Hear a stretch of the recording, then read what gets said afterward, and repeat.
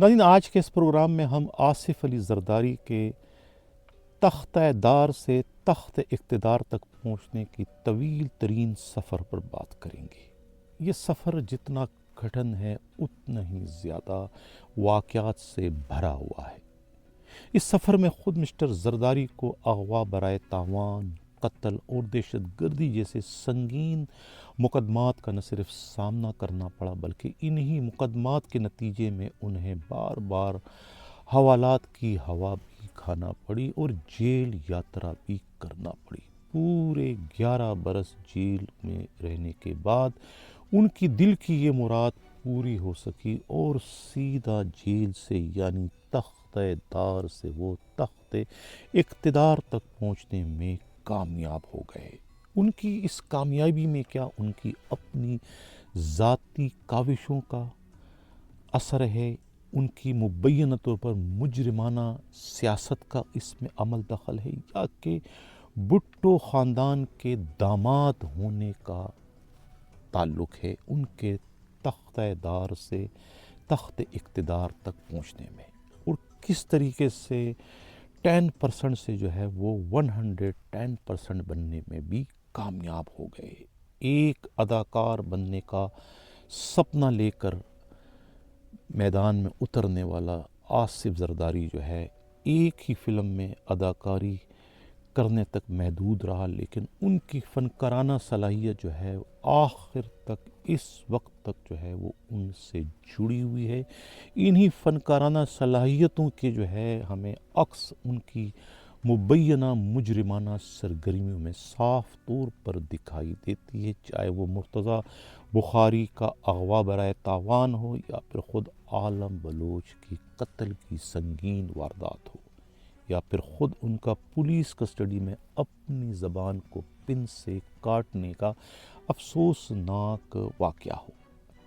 ان تمام تر واقعات میں جو ہے وہ ان کی فنکارانہ صلاحیت جو ہے وہ ہمیں صاف طور پر جو ہے نہ صرف ہمیں بلکہ پولیس اور تمام تفتیشی اداروں کو اور خود ان کے اپنے ساتھیوں سمیت سیاستدانوں کو صاف طور پر جو ہے وہ دکھائی دے رہی ہے۔ ہم نے اپنے پروگرام میں یہ کہا تھا کہ کیا ان کی اس کامیابی میں بھٹو خاندان کے داماد بننے کا بہت بڑا رول ہے، یا کہ ان کی اپنی محنت، اپنی چالاکی، اپنی فنکارانہ صلاحیتیں اس میں شامل ہیں؟ پہلے ہم یہ معلوم ہم سنتے ہیں خود یہ آپ سنیں کہ ذوالفقار علی بھٹو اور خود ان کے صاحبزادے میر مرتضیٰ بھٹو جو ہے ان کے خیالات آصف علی زرداری اور ان کے والد حاکم زرداری سے متعلق کیا تھے۔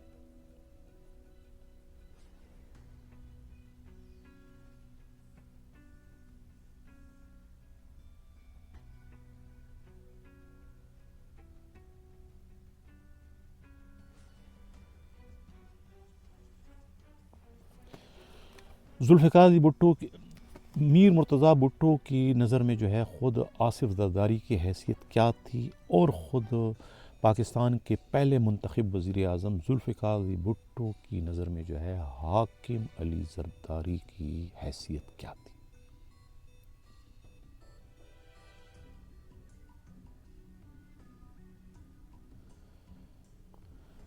حاکم علی زرداری جو ہے وہ بھٹو صاحب انہیں پسند نہیں کیا کرتے تھے، ان سے نفرت کیا کرتے تھے، لیکن نفرتوں کے باوجود انہیں پیپلز پارٹی کا راستہ کس نے دکھایا، وہ کیسے ایم این اے بننے میں کامیاب ہوئے۔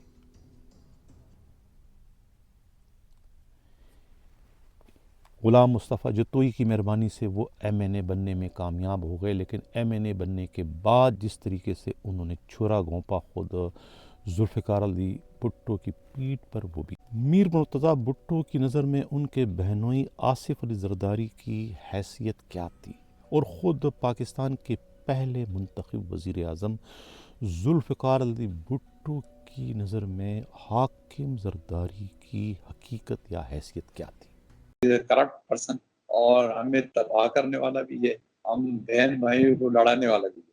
یہ اس نے باتیں کی ہمارے ساتھ. یہ آپ کہہ رہے ہیں کہ مرتضی بھٹو نے یہ کہا کہ آصف علی زرداری جو ہے ہمارے خاندان کی ناک کٹوانے والا، تباہ کرنے والا، برباد کرنے والا اور ہم بہن بھائیوں کو آپس میں لڑوانے والا جو ہے یہ آصف علی زرداری ہے، یہ آپ سے مرتضی بھٹو نے کہا. اس میں ایک اور بات اس نے مجھے کی، ہم، شاید لوگوں کو پتا بھی ہو. اس نے کہا کہ ایک دفعہ I was coming with بابا، یعنی ذوالفقار علی بھٹو کے ساتھ. ہم، تو Hakim Ali was standing at the door of 70 Clifton. تو بابا نے جیسے دروازے کھولنے کے لیے گاڑی 1 منٹ کے لیے ہوتی، انہوں نے 1 سیکنڈ کے لیے اس کو دیکھا یوں کر کے. ذوالفقار علی بھٹو نے حاکم علی کو اور اپنے ساتھ بیٹھے ہوئے اے ڈی سی تھے یا ایم ایس کو کہا وائی از دیئر حاکم علی از دیئر ایٹ مائی ڈور. یہ مرتضیٰ نے بات کی مجھے کہ اتنا نفرت کرتا تھا. اچھا نفرت کرتا تھا، پھر رشتہ کیسے ہوا یہ بتائیں نا مجھے. He was not there. Zulfiqar Ali Bhutto was not there. وہ اچھا پہلے اچھا ہو چکا. اچھا اگر وہ ہوتے تو شاید یہ شادی نہ ہوتی، یہ کہنا چاہ رہے ہیں. نہیں long ago Zulfikar Ali Bhutto was hanged in 1979. پھر یہ شادی ان کی سولمنائز ہوئی 1988 میں. 88 میں. جی اچھا تو اس کا مطلب یہ ہوا کہ مرتضی بھٹو جو ہے وہ آپ کو اس لیے انہوں نے انوائٹ کیا تھا کہ ان کے علم میں تھا کہ یہ ایک ایسا مرد مومن ہے کہ جنہوں نے جو ہے زرداری کو جو ہے گرفتار کیا. ناظرین جو شعر اکثر جو ہے آصف علی زرداری اپنے ہی دوستوں کی غداری پر گنگناتے ہوئے پائے جاتے ہیں، یعنی دیکھا جو کھا کے تیر کمیگا کی طرف اپنے ہی دوستوں سے ملاقات ہو گئی. لگ یہ رہا ہے کہ انہیں یہ شعر بھی ورثے میں خود اپنے مرحوم والد حاکم علی زرداری سے ہی ملا ہے. حاکم علی زرداری جسے بھٹو صاحب بالکل پسند نہیں کرتے تھے بلکہ ان سے بلا کی نفرت کیا کرتے تھے، انہیں حقیر جانا کرتے تھے. اس حاکم علی زرداری کو پیپلز پارٹی کا ایم این اے کس نے بنایا؟ وہ ایم این اے کیسے بنے؟ 70 میں پیپلز پارٹی کا زور تھا اور 70 میں ہمارے پاس امیدوار تھا نہیں.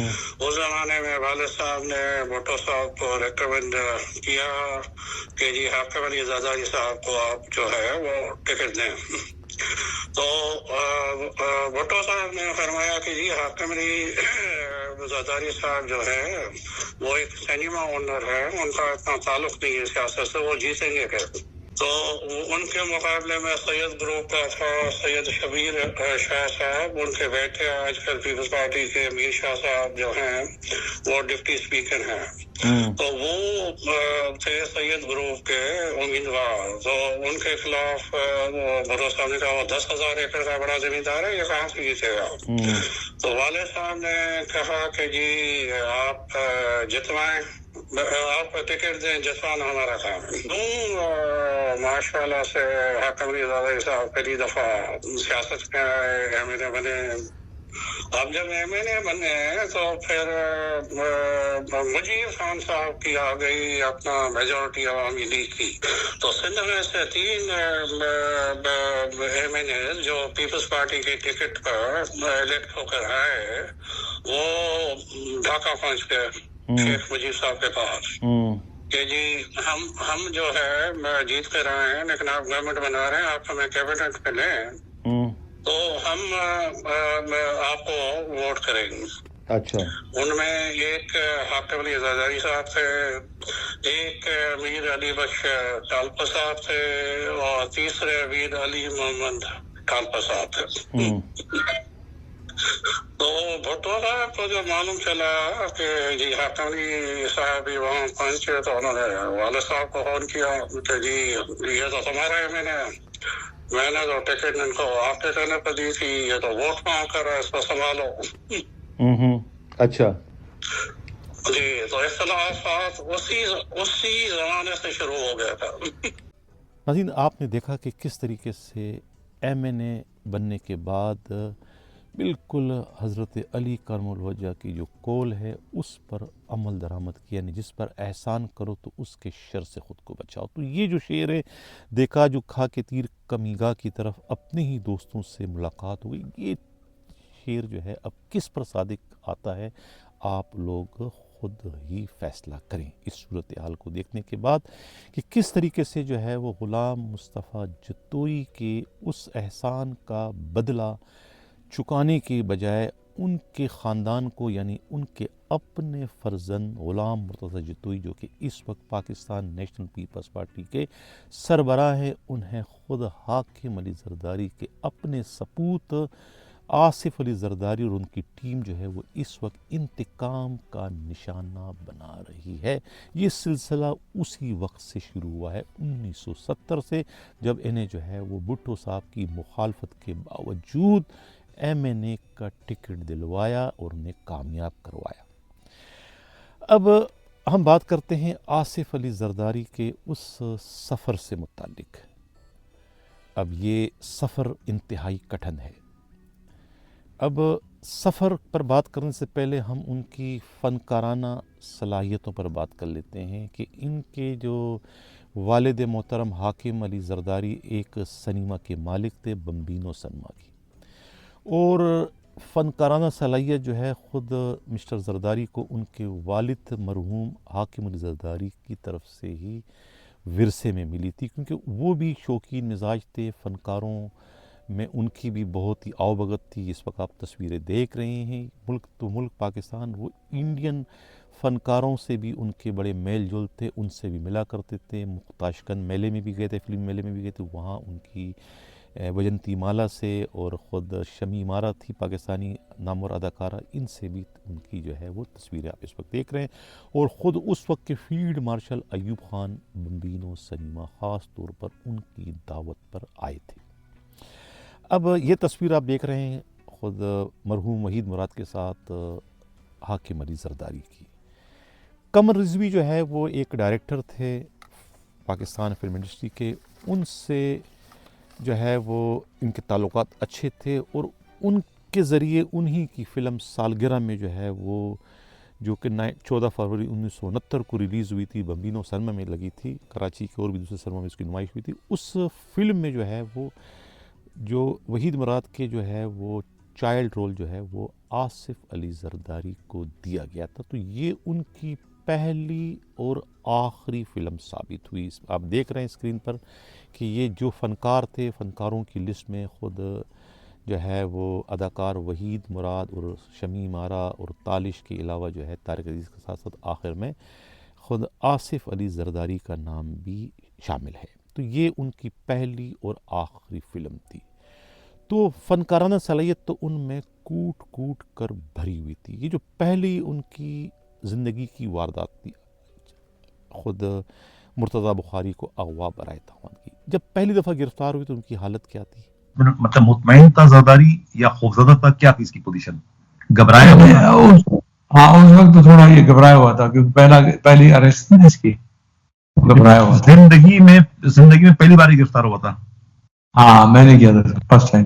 اس سے پہلے کبھی نہیں ہوا. تو پہلی اریسٹ تھی تو ظاہر فرسٹ اریسٹ میں تھوڑا گھبرایا ہوا تھا. اچھا. تو ہاں تو پوچھ رہا تھا کہ کیا ہے کیا نہیں. میں نے جو بھی آن دا ریکارڈ ہے وہ ہم اپنی طرف سے کچھ بھی نہیں کریں گے. میں اپنی طرف سے ایک چیز بھی نہیں دکھوں گا. وہاں سے ہوا جو ایویڈنس ہوگی میرٹ ہوگی.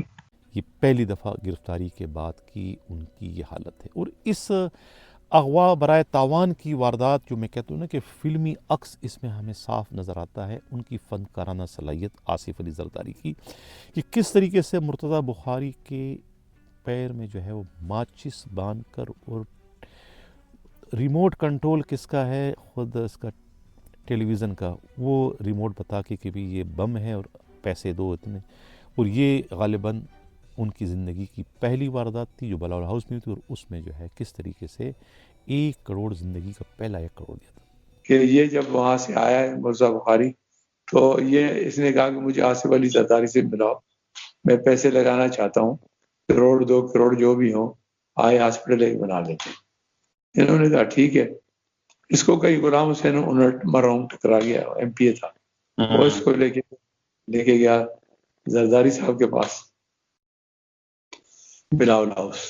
بلاول ہاؤس انہوں نے اس سے باتیں کی تو ظاہر وہ پیسے والا تھا, تو اس کو کہا انہوں نے کروڑ روپے تو آپ جو ہے دے سکتے ہیں.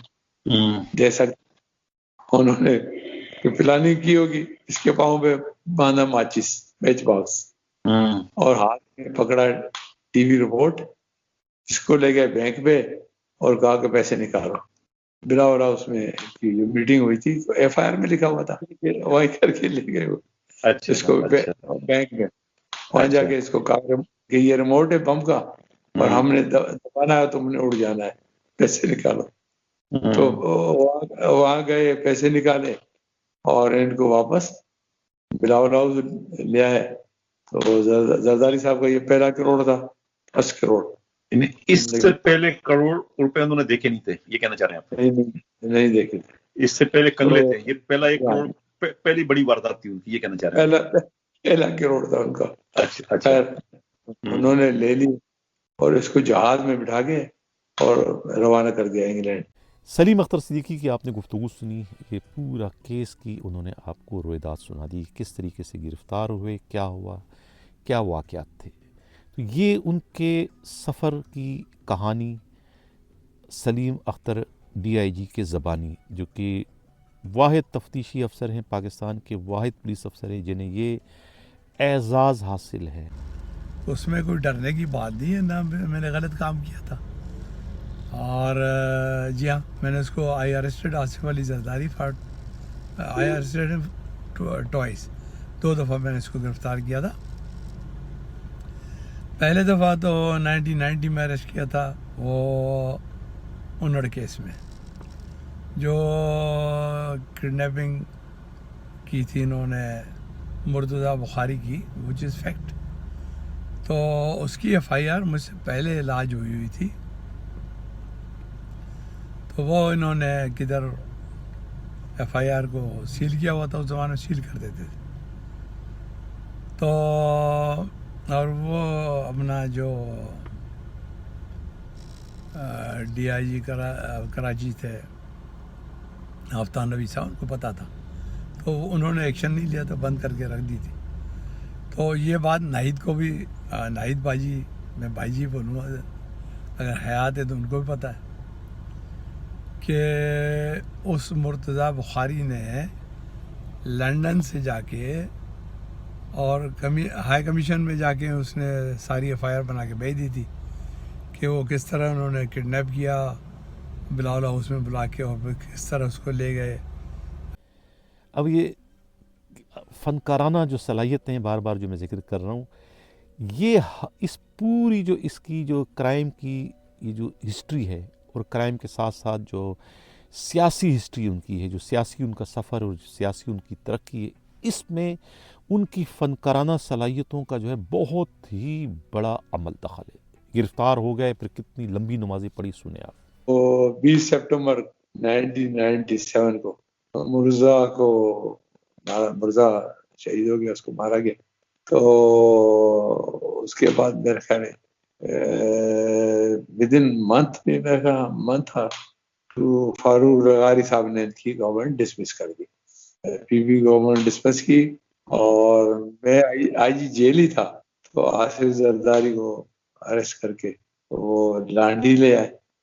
جب لانڈی آیا تو میں نے کہا کہ کیونکہ یہ IG جیل کی ذمہ داری ہوتی ہے کہ جب تک کہ اس کی پراپر ایڈجسٹمنٹ ہو قیدی کی, یہ کر کے آئے تھے وہ, جس طرح DPR ہوتا تھا نا کسی زمانے میں, MPO میں پکڑ کے لے آئے تھے, MPO میں. تو اب یہ نہ کنوکٹڈ تھا اور نہ یہ کوئی UTP تھا, اور نہ تو اس میں یہ جیل کے مینول میں لکھا ہوا ہے کہ پرسنل ذمہ داری ہے IG کی.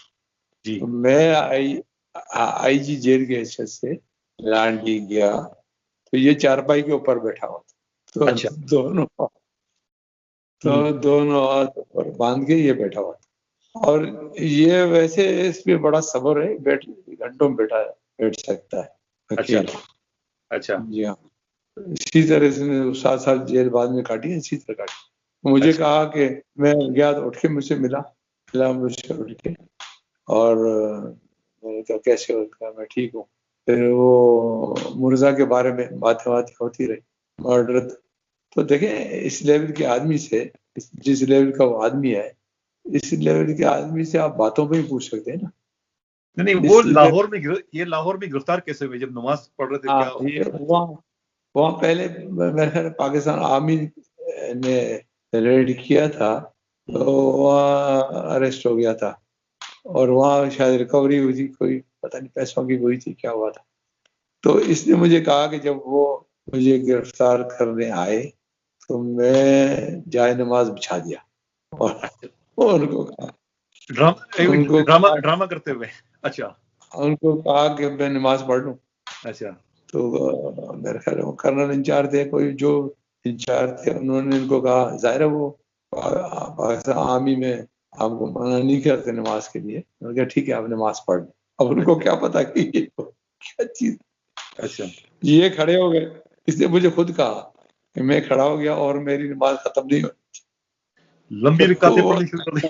اچھا تنگ آ کے وہ چلے گئے. اچھا بغیر گرفتار تو مجھے نہیں کہا چلے گئے؟ ہاں انہوں نے کہا تنگ آ کے وہ چلے گئے. اچھا کسٹڈی میں تو تھا مگر وہ ان سے انٹروگیشن نہ کر سکے، تنگ آ کے وہ چلے گئے. اور میں جب واپس آیا تو میں نے ان کو کہا کہ مجھے دیکھیں میں السر کا مریض ہوں، السر بڑھ گیا تو پھر وہ بیوی آپ کو چھوڑے گی نہیں، مجھے کچھ ہوا تو پھر مجھے انہوں نے کہا کہ اس کو منتقل کر دو، حوالے کر دو سویلینس کے، وہ جانے یہ جانے. یہ پھر وہاں سے لانڈی اس طرح بڑا میں آ گیا. اچھا اچھا اب میں ان سے کوئی اندر گھنٹے کے قریب میں ان سے باتیں کرتا رہا، دنیا بھر کی انہوں نے مجھے باتیں بتائی، وہ میں کلیکٹ کر کے، اور اس سے ظاہر فائدہ، میں پروفیشنل آدمی ہوں اور وہ فائدہ میں پولیس کو ہی ہوتا. تو جیسے میں مرتضی بھٹو کے قتل کے بارے میں تو کچھ نہیں بتایا کہ کیسا ہوا، کچھ بتایا کہ میں نے کیا یا کس نے کیا؟ کیا کچھ نہیں بتایا؟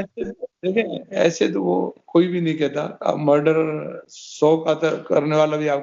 یہ آصف علی زرداری جو کہ بھٹو اگر زندہ ہوتے تو شاید یہ ان کے داماد کبھی نہ بنتے، داماد نہ بنتے تو کبھی یہ تختہ دار سے تخت اقتدار تک پہنچنے میں کامیاب نہ ہوتے. اغوا برائے تاوان، اس کے بعد جو ہے خود قتل کی واردات جو ہوئی عالم بلوچ کی، ایک فیڈرل سیکرٹری تھے، ان کی زمینوں کا معاملہ تھا، زمین قبضہ کرنا چاہ رہے تھے، نہیں دے رہے تھے، تو پھر حیدرآباد میں جا کر جو ہے وہ انہیں قتل کر دیا. اور اس قتل میں کی تفتیش بھی خود سلیم اختر صدیقی کے پاس آئی، اور اس میں بھی یہ جو ہے وہ گرفتار کر لیے گئے. تو مجھے ایک دن بریگیڈیئر مختار کا فون آیا، ہوم سیکرٹری صاحب، ہاں بریگیڈیئر مختار، کہ آپ آئیں ذرا ہمارے پاس. میں چلا گیا ان کے پاس. انہوں نے کہا کہ وہ آپ کو پتہ ہے اباؤٹ زرداری کی انوالومنٹ اس میں مرڈر میں، عالم بلوچ مرڈر کیس میں.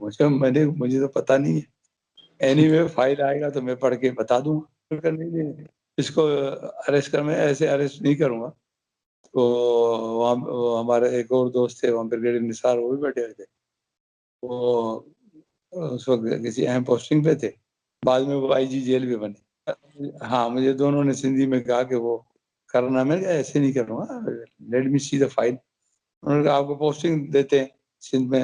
میں نے کہا پوسٹنگ کی بات نہیں ہے، پہلے مجھے فائل پڑھنے دیں. تو انہوں نے کہا فائل کہاں ہے؟ ہم نے وہ ٹریس کی، عالم بلوچ مرڈر کیس کی فائل. تو اس کا بیٹا کہیں جنرل مشرف کو ملا تھا، جنرل صاحب کو ملا تھا، اور اس نے کہا تھا کہ یہ ایک آدمی ہے سلیم اختر، اس کے علاوہ آصف پہ کوئی ہاتھ نہیں ڈالے گا، کوئی پولیس والا ہاتھ نہیں ڈالے گا. تو انہوں نے اچھا، پھر میں نے فائل ٹریس کی تو وہ سپریم کورٹ میں کہیں دراز میں پڑی ہوئی تھی، کہیں بیل ویل کے لیے کسی نے لگائی ہوگی تو وہاں پڑی، وہاں سے ہم نے منگوائی. انہوں نے مجھے کہا کہ آپ پوسٹ، میں نے کہا جو مرضی آپ دیتے ہیں. آفتاب نبی صاحب IG تھے، جو مرضی آپ کرتے ہیں. انہوں نے کہا اچھا ہم آپ کو DIG کرائم لگاتے ہیں. چیئرمین وہاں پہ جنرل مقبول تھے ایب کے، اور یہاں پہ بریگیڈیئر صاحب تھے ضامن گورنر کے پاس. ان کو فون کیا ان کے آرڈر نکالے. اسی دن میرے آرڈر نکالے. انہوں نے کہا جائیں آپ ٹیک اوور کر لیں. ٹیک اوور کر لیا. اس کے بعد میں نے کہا میرٹ پہ کروں گا، یہ نہیں کہ اس میں فائل پڑا تو وہ اس میں جو مرڈر ہوا عالم بلوچ کا، تو اس میں ایک انجرڈ گواہ تھا جس کو گولی لگی تھی خود کو، جو ان کی ساتھ گاڑی میں تھا. تو وہ انجرڈ وٹنس کے جو اسٹیٹمنٹ ہوتا ہے وہ بڑا اہم ہوتا ہے. وہ انہوں نے ریکارڈ نہیں کروایا ہوا تھا. ڈرتے تھے. ظاہر زرداری صاحب کی ایک حیثیت تھی بے نظیر صاحب کے حساب سے، تو سب لوگ ڈرتے تھے. تو میں نے کہا یہ تو اس میں یہ جھول ہے، انہوں نے ان کے بیان رپورٹ نہیں کیے، تو یہ کرنا پڑے گا. پلس یہ دیکھنا پڑے گا کیونکہ زرداری صاحب اس وقت جیل میں تھے. تو جیل میں تھے. تو میں نے کہا کہ یہ جیل میں کس طرح انسٹرکشن ان کو باہر پاس ہوئی، کیا ہوا کیا نہیں ہوا. تو ہم جیل کا رجسٹر دیکھتے. تو nominated accused F I R میں ایک ہی ملاقات تھی ان کے ساتھ. تو میں نے کہا یہ تو یہاں سے کہانی کھلتی ہے. تو یہاں سے ہم نے اس طرح بالکل ڈاکیومنٹری ایویڈنس لی اور پھر ان کو لے آئے. زرداری صاحب کو اس میں باقاعدہ اریسٹ کیا اور ان کو ہم یہاں سے حیدرآباد کورٹ میں لے گئے. کورٹ میں انجرڈ جو وٹنسز تھی انہوں نے ریکارڈ کرایا اپنے بیان. اس کے بعد ہم نے ان کو چالان کیا. تو 7 سال تک ان کی ضمانت نہیں ہوئی. تو یہ اکیوز کرتے رہے مجھے. دیکھیں ان کا دماغ جو ہے چھوٹا ہے اس معاملے میں. وہ یہ نہیں سمجھتے کہ سلیم اختر کوئی ذاتی ان کا دشمن نہ 90 میں تھا نہ 2001 میں تھا. یہ آصف علی زرداری بعد میں جو ہے وہ ان کا کیس خود فیروز آباد میں جج اور ان کے صاحبزادے کا مرڈر جو ہے وہ اس میں بھی جو ہے وہ انہی کے نام جو ہے وہ ندیم جسٹس نظام ہائی کورٹ کے جج سندھ ہائی کورٹ کے ان کے صاحبزادے ایڈوکیٹ ندیم، اس میں جو ہے بابر سندھو اور اختر جاوید پیرزادہ، بلال شیخ اور خود آصف علی زرداری کے نام تھے. اس میں بعد میں جو ہے وہ اس میں بری ہو گئے. کس طریقے سے وہ سب جو ہے وہ آپ لوگ سمجھتے ہیں کہ کس طرح ہوتا ہے. یہ 17 اکتوبر 1997 کا واقعہ تھا فیروز آباد کے علاقے میں یہ کیس ہوا تھا. اور اس کیس میں جو ہے یہ ان کے نام تھے. اور اس کے بعد جو ایک اور کیس ہوا تھا خود عالم بلوچ کا، اس کیس میں آصف زرداری کے ساتھ ساتھ ان کے والد حاکم زرداری بھی ملزم تھے. اور یہ اتنا خطرناک کیس تھا کہ اس کیس میں بقول اس کے تفتیشی افسر جو ڈی آئی جی تھے سلیم اختر صدیقی کے، اس لیے کہا کہ جو میں نے انویسٹیگیشن کی تھی وہ انویسٹیگیشن اتنی مضبوط تھی کہ اور اتنی اس میں ایویڈنس تھی کہ ایک تو ان کی بیل نے لی کورٹوں نے، اور دوسرا اس میں کوئی آف دی ریکارڈ کچھ لوگوں نے جو پڑھے لکھے لوگ تھے انہوں نے کہا کہ جناب اس میں انجرڈ آئی وٹنس کا اسٹیٹمنٹ ہے، اس لیے بہت مشکل ہے زرداری صاحب کا اس میں بچنا. تو میں بھی اس میں وہ سزائے موت بھی ہو سکتی ہے، اور اگر وہ نہیں ہوئی تو پھر عمر قید ہوگی. تو شاید اس لیے کہا ہو کہ تختہ دار سے تختہ اقتدار پہ آ گیا. آپ کا جو اشارہ ہے وہ فیڈرل سیکرٹری عالم بلوچ کے مرڈر کیس کی طرف ہے. جی ہاں اسی میں ایویڈنس بڑی اسٹرانگ. مطلب اس کیس میں تو یہ براہ راست ملزم نہیں تھے بلکہ یہ 109 میں آپ نے ان کو چالان کیا تھا، امینڈمنٹ میں 109 میں.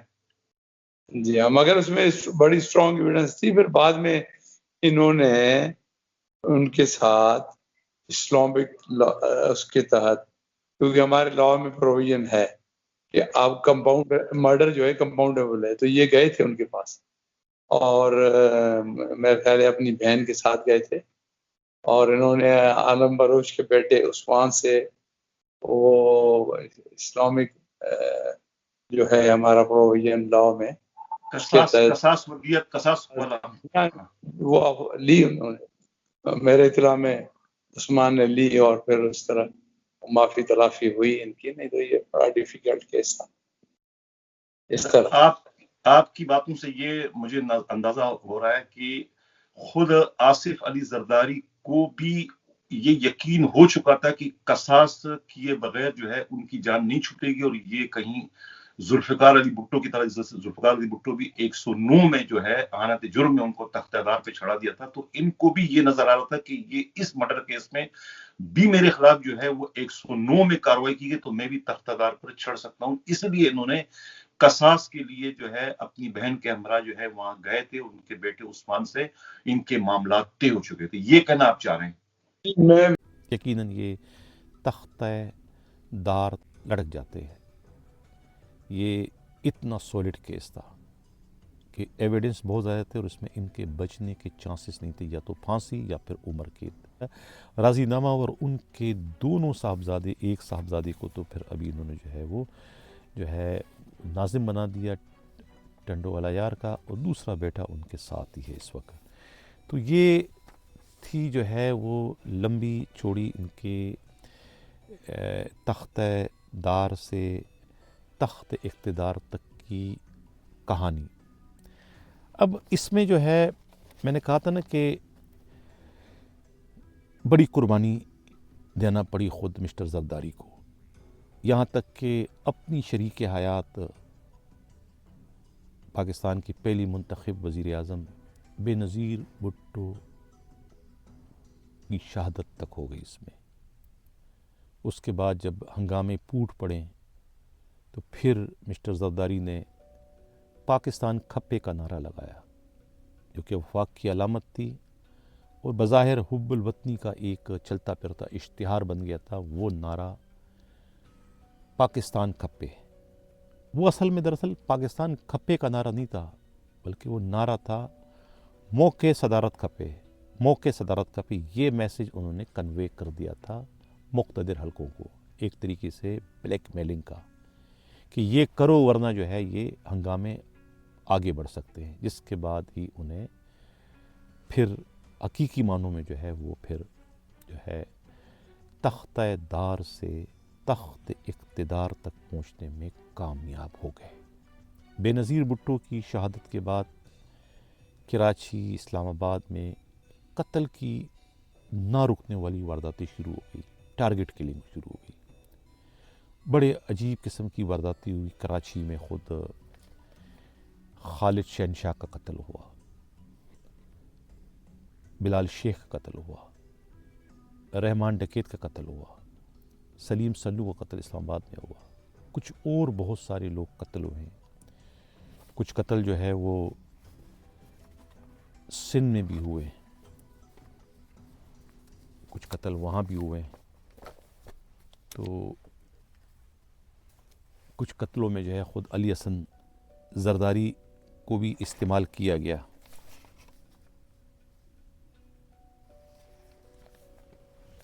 جس کے بعد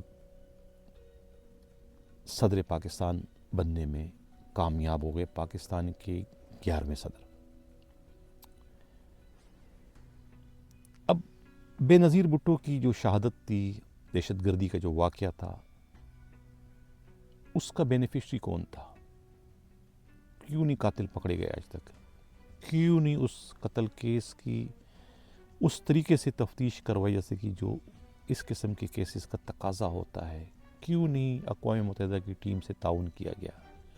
کیوں اس مسئلے کو پس پشت ڈالنے کی کوشش کی گئی خود آصف علی زرداری کے صدر پاکستان ہوتے ہوئے؟ یہ وہ چیزیں ہیں، یہ وہ وجوہات ہیں جو شکوک و شبہات کو جنم دینے کا باعث بن رہی ہے کہ جو بینیفیشری ہے وہی بالواسطہ یا براہ راست جو ہے اسی سہنے کا ذمہ وار ٹھہرایا جاتا ہے۔ اب پاکستان کے ایک نامور صحافی تابان ظفر، جن کا تعلق ARY سے ہے، وہ ان تمام تر واقعات کو خود आसिफ अली जरदारी के तख्त दार से तख्त इख्तिदार तक पहुँचने के इस तवील तरीन सफ़र के बारे में क्या कहते हैं?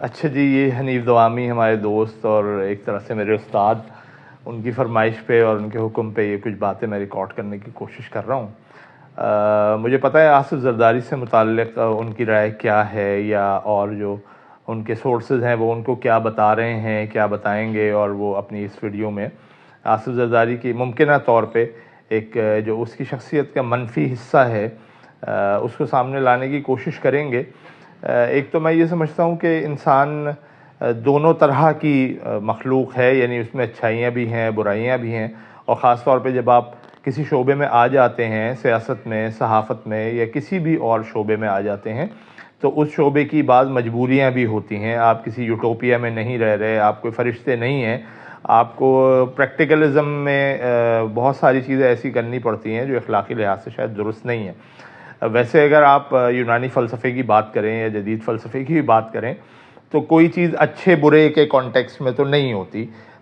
वो चीज़ किसके लिए अच्छी है और किसके लिए बुरी है ये बहस होती है। बहुत सारी चीज़ें मेरे लिए बुरी हैं तो वो किसी और के लिए अच्छी हैं, तो ये अच्छा बुरा भी एक रिलेटिव टर्म है।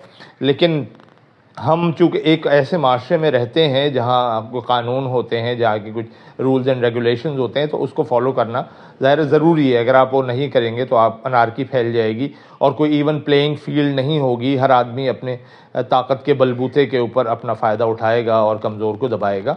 तो वो तो ज़ाहिर है मैं उसकी तो उस पे तो मैं उसके अगेंस्ट तो मैं जा ही नहीं सकता। मुझे इस चीज़ का एहसास है कि जो बुनियादी कानूनी जो यूँ कह लें मजबूरियाँ या पाबंदियाँ हैं उन पर तो आपको अमल दरामद करना है। जरदारी की शख्सियत की जहाँ तक बात है तो मुझे बेनज़ीर का एक जुमला याद आता है। एहसन भवन ने उसको कोट किया है कि एहसन भवन से मुलाकात में बेनज़ीर ने ये बात कही थी और ये मुशर्रफ का दौर था।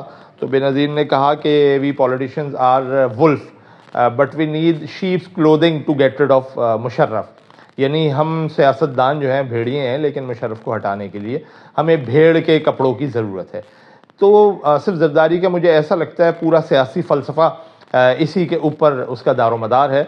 बहुत पुरानी बात है, मैंने कहीं चैम्बर ऑफ कॉमर्स में बैठा हुआ था, उस ज़माने में बिज़नेस रिपोर्टिंग करता था, तो मैंने एक साहब को सुना, उन्होंने बड़ी अजीब सी बात की जो मुझे बुरी भी लगी उस वक्त और थोड़ा सा मुझे गुस्सा भी आया। वो कहने लगे कि पता नहीं किस बेवकूफ़ आदमी ने कहा है कि भाई शेर की एक दिन की ज़िंदगी गीदड़ की 100 साल की ज़िंदगी से बेहतर है। अब ये टीपू सुल्तान अलैहिर्रहमा का कौल है और वो कह रहे हैं बेवकूफ़ आदमी ने कहा है।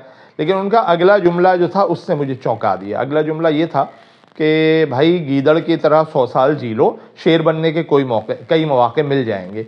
तो आसिफ जरदारी को जब हम देखते हैं कि वो ये बात कहता है कि मैं ईंट से ईंट बजा दूंगा, और फिर आज वो किस तरह से खुशामदें कर रहा है या किस तरह से वो उनकी हाँ में हाँ मिला रहा है, जिन लोगों के ख़िलाफ़ ही ये बात की थी उसने, तो ज़ाहिर है लोग उसको मुनाफ़िक़त भी शुमार करेंगे। लेकिन साथ साथ ये भी देखना है कि वो एक प्रैक्टिकल सियासतदान है।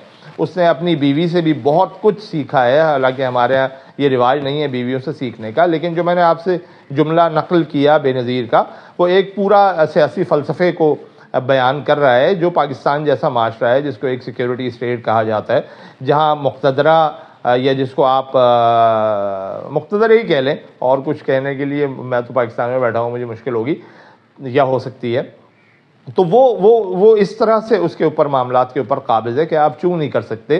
तो आपको किस तरह से बीच में से रास्ता निकालना है, आपको बिटवीन द लाइंस में कैसे काम करना है। वरना अगर आप देखें तो उसने वो चीज़ें की हैं जो आज तक परेशान किए हुए हैं। 18वीं तरमीम को आप देख लें, NFC अवार्ड को देख लें, और सूबाई खुद मुख्तारी जो बहुत सारी चीज़ों को सूबों को दे दिया है, उसके लिए वो परेशान कुन है इनके लिए।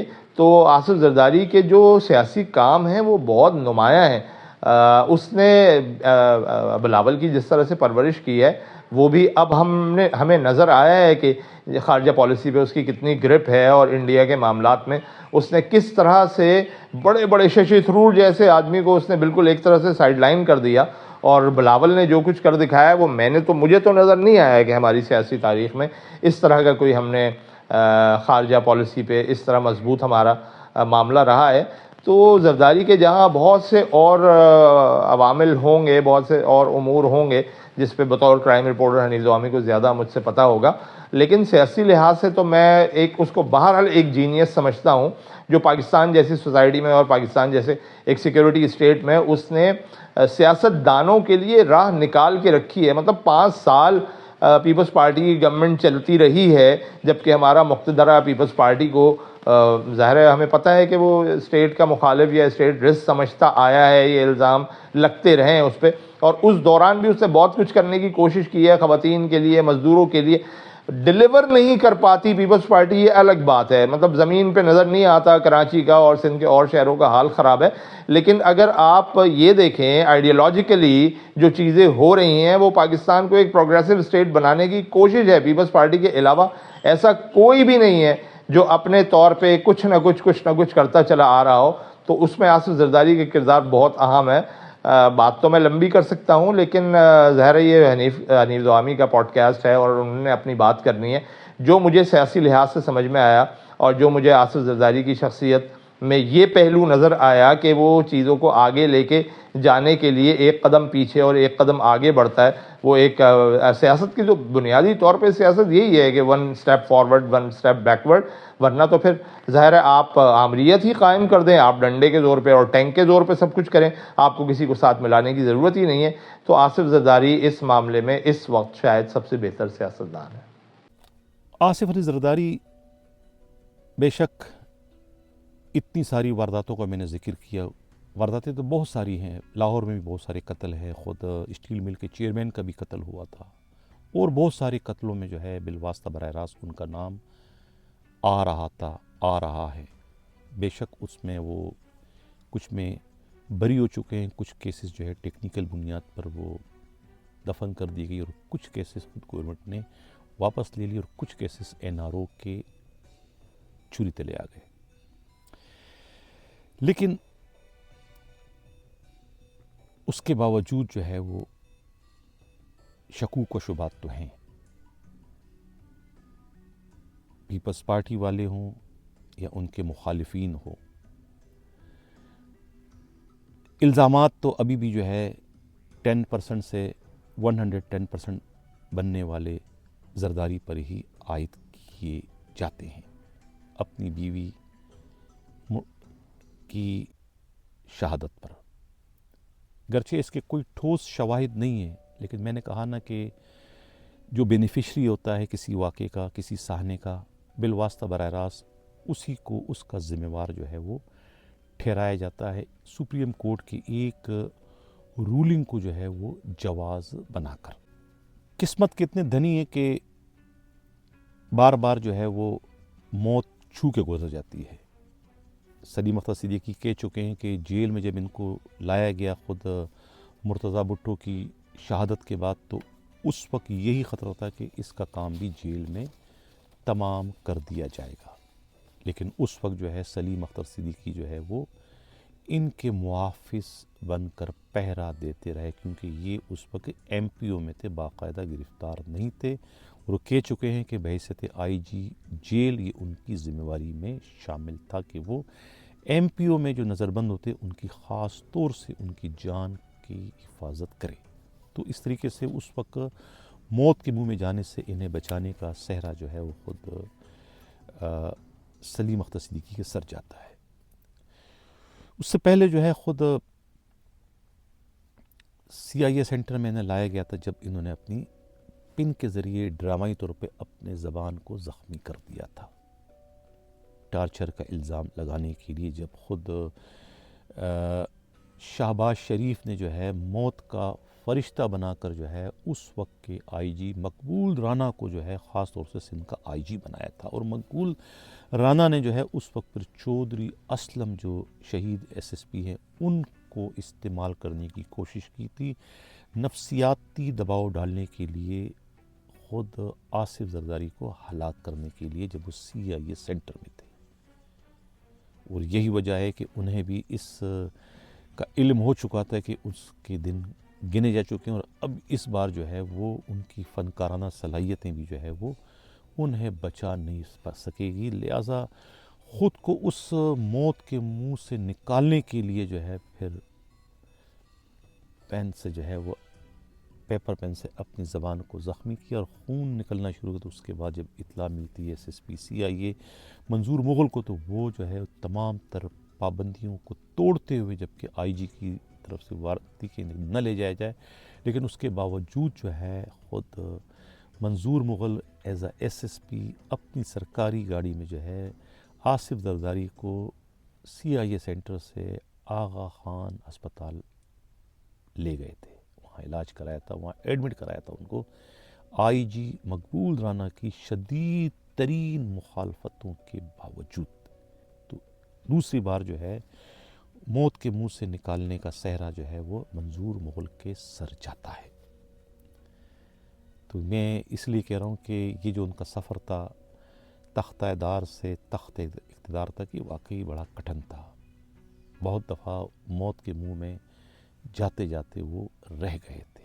11 سال انہوں نے جیل میں جس طرح گزارے وہ تو سب کے سامنے ہیں کہ وہ جیل کے نام پہ ایک مذاق تھا. جو جیل اس وقت لوگ گزار رہے ہیں اس کے مقابلے میں وہ جیل ایک 5 اسٹار ہوٹل والا جیل تھا.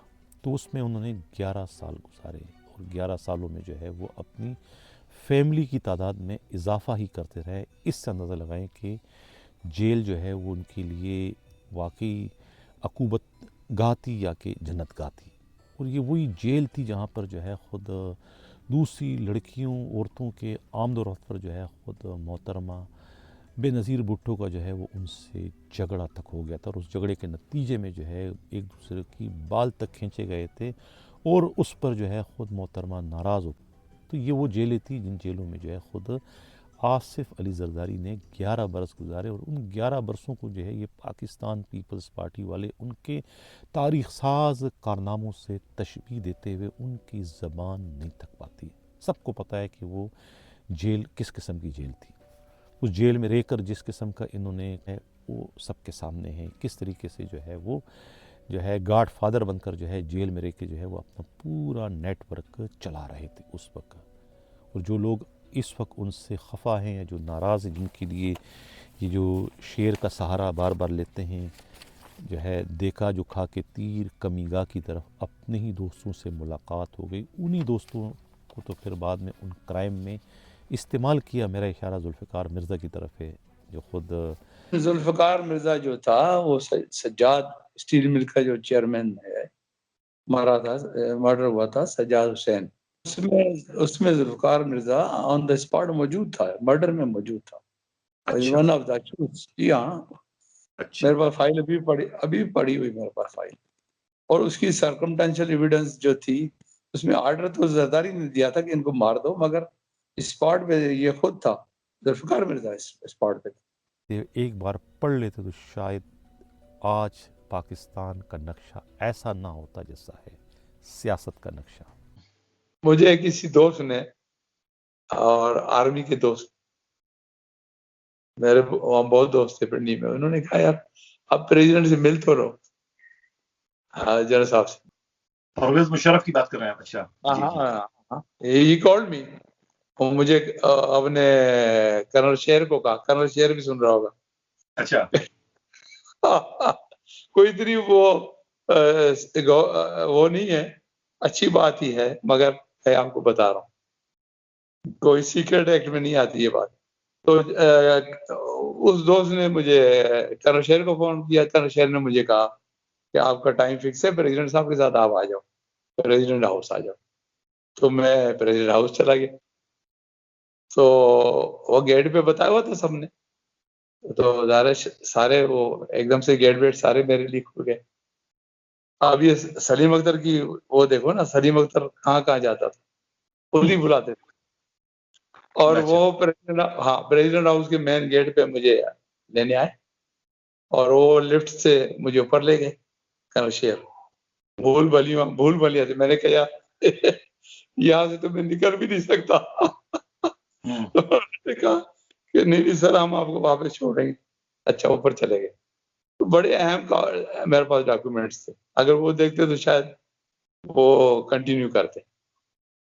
تو کیا ہوا کہ میں جا کے انہوں نے کہا آپ کا ٹائم نہیں، میں کنر شیر کے ساتھ بیٹھ گیا.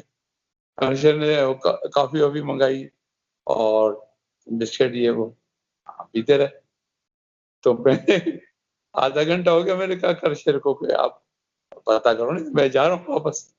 مجھے کوئی اس طرح کی کوئی ضرورت نہیں ہے، نہ تو مجھے پہنچنے کی ضرورت ہے اور نہ مجھے کوئی اور بات کرنی ہے. تو جو آپ نے کسی اہم آدمی نے آپ کو کہا ہے آپ کی طرف سے، تو وہ بات سن لیں آپ کے حق میں ہوگی. جنرل صاحب کو بتا دیں آپ کے حق میں ہوگی. اب جنرل صاحب پتہ نہیں کس موڈ میں تھے، جنرل پرویز مشرف سے ہی مخاطب ہوں کہ جنرل صاحب آپ کو یاد ہوگا، اگر آپ کو یاد ہوگا تو آپ نے ان کو کہا کہ وہ کون سی چیز ہے جو میں نہیں جانتا ہوں، اور سلیم اختر کو بولو کہ وہ کون سی چیز ہے جو میں نہیں جانتا. تو میں وہ فائل اٹھا کے میں نے کہا کنر شیر کو چلو یار، اور انہوں نے نہیں سننی. میں نے کہا مجھے نیچے تو چھوڑ کے آؤ، میں تو جا بھی نہیں سکتا یار، جتنی بھول بھلی ہے تم نے، تمہاری ہے ایوان سے طرح.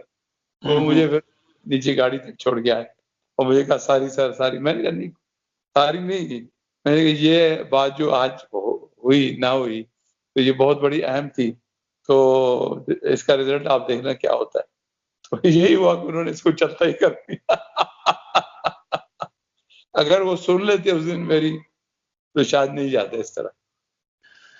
آپ کا کہنے کا مقصد ہے کہ جو اہم ترین فائل یا اہم ترین معلومات آپ کے پاس زرداری سے متعلق تھی، اگر یہ وہ اس وقت سن لیتے ہیں پرویز مشرف صاحب، تو یہ شاید پیچھک کرنے کی غلطی نہ کرتے اور نہ ہی آصف علی زرداری جو ہے پاکستان کے 11ویں صدر بننے میں کامیاب ہوتے، بلکہ وہ انہی 2 مقدمات میں اپنے منطقی انجام کو پہنچا دیے جاتے. یہ مطلب آپ کی باتوں سے یہ میں نتیجہ اخذ کر رہا ہوں کہ اگر اس دن پرویز مشرف جو ہے وہ آپ کو تھوڑی سی اہمیت دیتے، آپ کی باتوں کی جو سنگینی ہے اس کو سمجھتے، تو پھر شاید وہ فیصلہ کچھ وہ نہ کرتے جو انہوں نے کیا، فیصلہ کچھ اور کرتے اور ملک کی سیاست یہ نہ ہوتی، کچھ اور ہوتی. جی.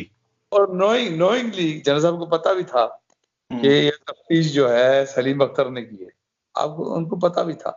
نوئنگلی پتا نہیں کس موڈ میں تھے، کسی اور موڈ میں تھے، کس موڈ میں تھے. سیاسی ڈھانچہ کچھ اور ہوتا، زرداری 2 بار ملک کے صدر نہ بنتے بلکہ تختہ دار پر لڑک چکے ہوتے. اگر وہ فائل پرویز مشرف پڑھ لیتے، اس فائل میں بہت کچھ تھا. اس فائل کو پڑھنے کے بعد وہ شاید رسوائی زمانہ NRO پر سائن نہ کرتے. یہ دعویٰ ہے خود Saleem Akhtar Siddiqui, former DIG CIA کا. تو یہ مسٹر زرداری کی جو ہے وہ جرائم میں ڈوبی ہوئی ان کے تختہ دار سے تخت اقتدار تک کی کہانی، کہ کتنی مشکلات کا انہوں نے سامنا کیا، کتنی تکالیف کا انہوں نے سامنا کیا، کس قسم کے مقدمات ان پر درج کیے گئے، اس میں وہ ملوث تھے. پہلا کروڑ کیسا انہوں نے کمایا، پہلی واردات ان کی کہاں پر تھی اور پہلی واردات میں ان کی حالت کیا تھی، یہ سب کچھ آپ لوگ اس ویلاگ میں دیکھ چکے ہیں.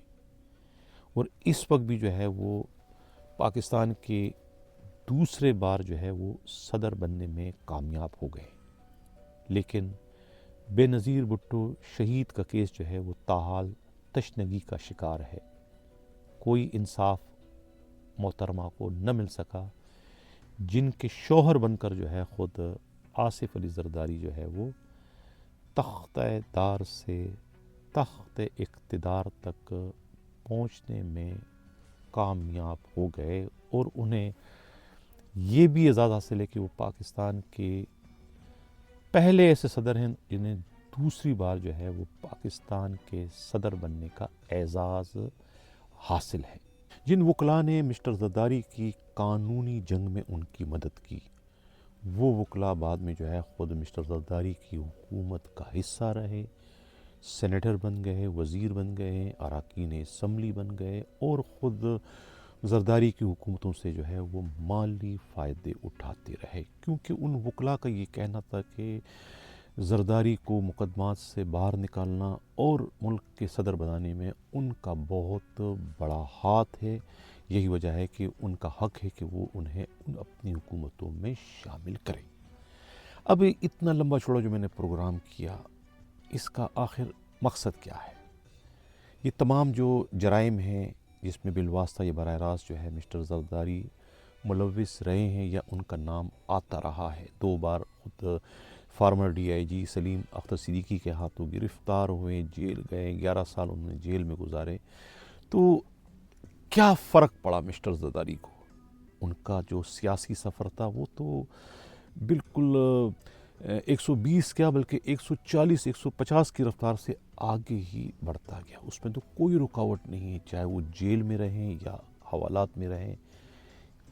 ان کی صحت پر تو کوئی فرق نہیں پڑا، وہ تو بدستور آگے بڑھتے گئے.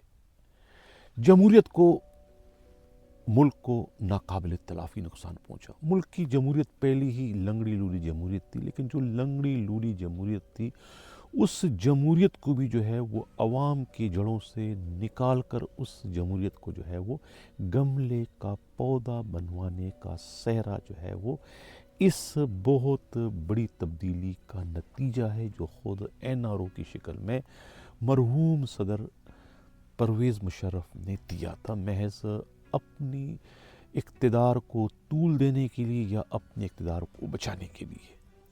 اب ہوا کیا؟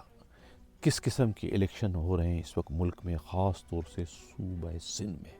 سب کو پتہ ہے کہ الیکشن کے نام پہ ایک بدنما دھبا ہے. ایک جمہوریت کے نام پر جو ہے بہت بڑی آمریت پچھلے 15 سالوں سے جو ہے، ویسے تو پورے ملک میں ہے لیکن سندھ میں جو ہے وہ سب سے زیادہ ہے. اور اس مقصد کے لیے خود سرکاری مشینری کو جو ہے وہ استعمال کیا جاتا رہا ہے. ڈپٹی کمشنر ہو یا پولیس کے SSP ہو، وہی جو ہے انتخابات میں مسٹر زرداری کی پارٹی کو کامیاب کرواتے چلے آ رہے ہیں. وہ ایک انویسٹمنٹ کرتے رہے انتخابات میں، وہ مسٹر زرداری کی پیپلز پارٹی کو سہارا دیتے رہے اور جب وہ اقتدار میں آتے تو پھر ان سے اپنی من پسند پوسٹنگیں لیتے رہے.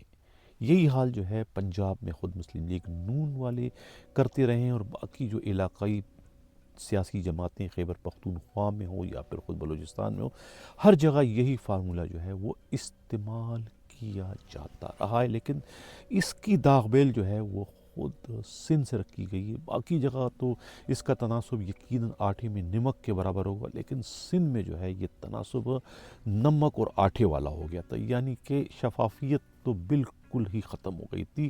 2 نمبر کے الیکشن جو ہے وہ ہوتے چلے آ رہے ہیں، کیونکہ اس 2 نمبر کے الیکشن کی شروعات ہی اس بدقسمت یا اس NRO سے رکھی گئی تھی، جس NRO کے نتیجے میں جو ہے تختہ دار سے زرداری کو نکال کر جو ہے وہ تخت اقتدار پر پہنچایا گیا، جس کا خمیازہ جو ہے وہ اس وقت پوری قوم جو ہے وہ بھگت رہی ہے اس قسم کے 2 نمبری جمہوریت کی شکل میں. کہ ایک ایسی جمہوریت کہ جس میں جمہوریت تو ہے، جمہور کا اس میں کوئی حصہ نہیں. یعنی دنیا کی یہ واحد جمہوریت ہے جس میں جمہور جو ہے وہ لا تعلق ہو چکی ہے. سارے کے سارے قوانین جو ہے، جو بھی قانون سازی ہوتی ہے، جو بھی جمہوریت سے جڑے کام ہیں، اس میں اپنی ذات کو صرف فائدے پہنچائے جاتے ہیں. جمہور کی تکالیف کا، جمہور کے جو ہے وہ پریشانیوں کو بالکل بھی اس میں خاطر نہیں لایا جاتا. اب پولیس جو کہ اس کھیل کا ایک بڑا حصہ بن چکی ہے، خاص طور سے سندھ میں، تو پولیس جو ہے وہ اپنی پولیسنگ کو بھول چکی ہے. پولیس جو ہے ظالم اور مظلوم کا فرق مٹا چکی ہے. اسے یہ نہیں معلوم کہ ظالم کون ہے اور مظلوم کون ہے. دنیا بھر میں جو ہے پولیس جو ہے وہ مظلوم کا جو ہے وہ ڈھال کا کردار ادا کرتی ہے، ظالم کے خلاف ہتھیار بن کر. لیکن پاکستان میں اس 2 نمبری جمہوریت کے نتیجے میں جو ہے خاص طور سے سندھ میں جو ہے وہ پولیس جو ہے وہ ظالم کے لیے ہتھیار کے بجائے جو ہے وہ مظلوم کا جو ہے وہ ہتھیار بن جاتی ہے. مظلوم کے لیے وہ ڈھال کا کردار ادا نہیں کرتی بلکہ خود ظالم کے ساتھ مل کر مظلوموں پر جو ہے وہ ظلم کرنے کا جو ہے وہ ذریعہ بن جاتی ہے. اس جمہوریت کے نتیجے میں جس جمہوریت نے جو ہے خود تختہ دار سے ایک قیدی کو نکال کر جو ہے وہ تخت اقتدار پر پہنچا کر پاکستان کو جو ہے وہ تباہی اور بربادی کے جو ہے وہ دلدل میں جو ہے ایسا دھکیل دیا کہ جس سے اب اس کے نکلنے کا کوئی راستہ ہمیں دکھائی نہیں دیتا. یہ وہ سفر تھا خود مسٹر زرداری کا تختہ دار سے تخت اقتدار تک، جس نے پاکستان کی بنیادوں کو جو ہے وہ ہلا کر رکھ دیا ہے. اب جب ایک ایسا شخص جب ملک کا 11واں صدر بنا تو جس پولیس افسر نے اسے اپنے ان دونوں ہاتھوں سے گرفتار کیا تھا اور ان کے تمام سیاہ کرتوت جو ہے وہ اپنی ان کھلی آنکھوں سے دیکھ چکا تھا، جس کے تاثرات آپ پروگرام کے اگلے حصے میں دیکھ چکے ہیں، سن چکے ہیں. اب ان کے تاثرات کیا ہو سکتے ہیں خود آصف علی زرداری کے ملک کے 11ویں صدر منتخب ہونے پر؟ میری کیفیت یہ تھی کہ مجھے افسوس بھی ہو رہا تھا کہ اس آدمی کو جس کے خلاف اتنی بڑی ایویڈنس تھی، ہمارا ایسا نظام ہے کہ وہ بغیر کسی اس کے وہ آ کے صدر بن گیا، ہمارا صدر بن کے، اور اتنا اس میں کسی میں ظرف ہوتا ہے کسی میں نہیں ہوتا ہے. اور اس میں مجھے کوئی فیلنگ نہیں تھی، نہ مجھے کوئی ڈر تھا. میں او ایس ڈی تھا، میں نے کہا ٹھیک کوئی بات نہیں، بن گیا کیا ہے. لیکن یقیناً سلیم اختر صدیقی کی جو باتیں ہیں یہ حقائق سے مطابقت رکھتی ہے. انہوں نے یقیناً روتے ہوئے جو ہے یہ تاثرات بیان کیے ہوں گے کہ یہ کیا ہو گیا اس ملک پر، ملک چلانے والوں کو آخر کیا ہو گیا، وہ کون سی مجبوریاں ان کے گلے پڑ گئی جس کے نتیجے میں جو ہے وہ انہیں اتنا غلط قدم اٹھانا پڑا. ثبوت تھے ان کے پاس، فائلیں تھی ان کے پاس، لیکن اس وقت کے جو ہے صدر مملکت کو جو ہے وہ اتنے نشے میں چور تھے کہ وہ ان کی فائل کو دیکھنے کا اور ان سے ملنے کا، ان کی بات سننے کا انہیں موقع ہی نہیں ملا، اور ایک ایسا فیصلہ کر گئے کہ جس سے جمہوریت کی انہوں نے جو ہے پوری کی پوری بساط ہی جو ہے وہ پلٹا دی. اور خود بعد میں اسی جمہوریت کا وہ ایسے شکار ہوئے کہ انہیں بھی کان سے پکڑ کر اسی صدر نے باہر نکال دیا جس صدر پر انہوں نے احسان کیا تھا، اور احسان کا بدلہ انہوں نے کیسے چکایا. جو پہلے میں نے ابتدا میں اپنے پروگرام کے جو شعر کا میں نے سہارا لیا تھا کہ کھا کے تیر جو دیکھا کمی گاہ کی طرف تو اپنے ہی دوستوں سے ملاقات ہو گئی. یہ بڑا مقبول شعر ہے جو اکثر جو ہے مسٹر زرداری اپنے مخالفین کے خلاف استعمال کرتے ہیں، لیکن یہ شعر تو خود ان پر موقع بموقع جو ہے وہ صادق آتا ہے. کہاں کہاں میں نے اس کا استعمال نہیں کیا. خود ان کے مرحوم والد کی جو حرکتیں تھیں، جو انہوں نے صلہ دیا تھا خود غلام مصطفیٰ جتوئی اور سب سے بڑھ کر اپنے سمدی یعنی کہ شہید ذوالفقار علی بھٹو کے ساتھ، تو یہ مسٹر زرداری کے وہ کارنامے ہیں جس پر مجھے یہ آج اتنا طویل ترین پروگرام کرنا پڑا. اسی کے ساتھ ناظرین کہہ جاتا ہوں اللہ حافظ.